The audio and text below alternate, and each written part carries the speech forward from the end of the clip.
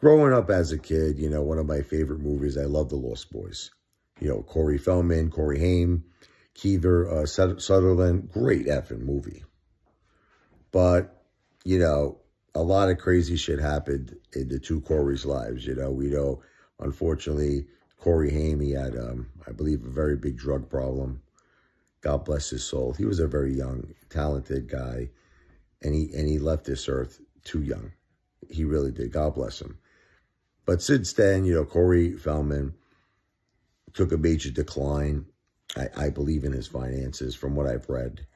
And I don't know why, but, you know, just bottom line, his appeal even kind of dropped.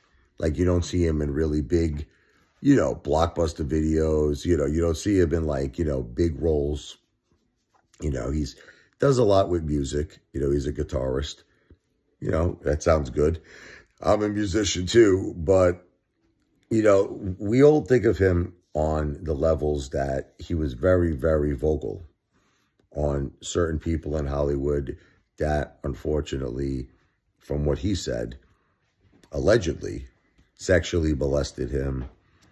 I think the same thing, I'll say it's alleged, possibly happened to Corey Haim. And, you know, we hear him talk about it all the time, Corey Feldman. But it just got to a point where he did it too much. You know what I mean? It almost came across like he was just wanting attention to me, honestly. That's just my opinion. I'm not trying to be, you know, mean. First of all, anyone who goes through that, my heart goes out to you. Anyone, especially children, that's the worst thing that could ever happen. And God bless. And I don't mean to be disrespectful, but it's just the way he kept talking. Like, he wasn't really naming too many people. I think it took him so long to name even one name, I even forget, because he doesn't really talk about it that much. And I just think it was an attention-seeking thing. Okay? Then he just comes out with very outrageous shit. He says that, you know, Corey Feldman and Michael Jackson were great friends, right? He says, Michael Jackson, one day I showed him one of my original songs, something with youth. I'm not sure the name of the song, but something with youth, you know, Youth Gone Wild or whatever it was. Again, I don't know the name, so don't quote me on this. Something with youth. So Michael Jackson, now this is according to Corey Feldman. Michael Jackson hears the song, and he says to Corey Feldman, this is a #1 hit. And he says, let me bring this song right now to Columbia Records, to Sony. At the time, the CEO was Tommy Mottola. You know, Michael Jackson was very good friends, obviously, with Tommy. And he said to Corey Feldman, let me bring this to Tommy Mottola. And Corey Feldman, according to what he's saying, I don't know what's real, what's not real. I'm just telling you what he's saying. He turned Michael Jackson's offer down. Who believes that? Do you believe that? I don't believe that. And his reasoning was, well, I didn't want to take advantage of Michael Jackson. You know, he's my friend, and, you know, I didn't want him to think that the only reason why I was hanging out, you know, was for any type of gain, you know, in terms of my music or finances or whatever. But it doesn't make any sense, because if it's true and Michael Jackson recognized his talent, right, and really, really wanted to help him make that a #1 hit song, why would Corey Feldman? I actually think it's kind of disrespectful, right?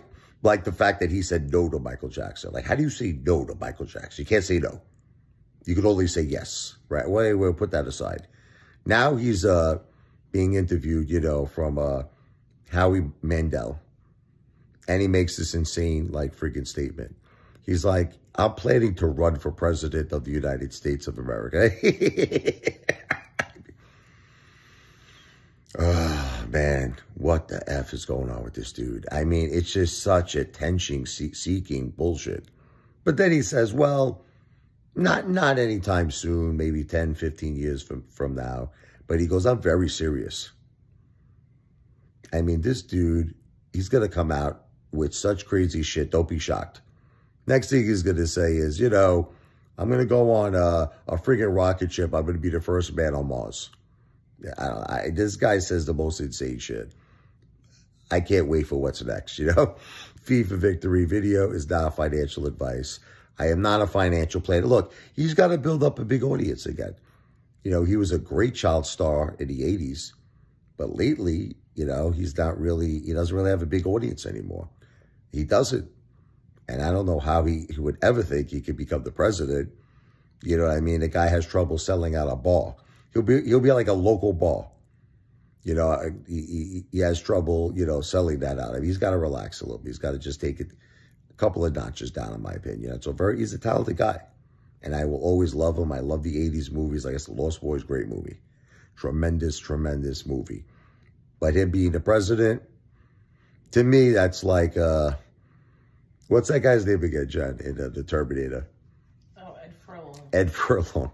That's like, to me, that's like Ed Furlong saying he wants to run for president. Or he'll be Corey Feldman's VP. Crazy stuff. Video's not financial advice. Not a financial planner. But I am the greatest entertainer who has ever lived on planet Earth and the entire universe. V for victory. The one, the only Apefather in the house, baby. And I am going live very soon. Few minutes. Wow!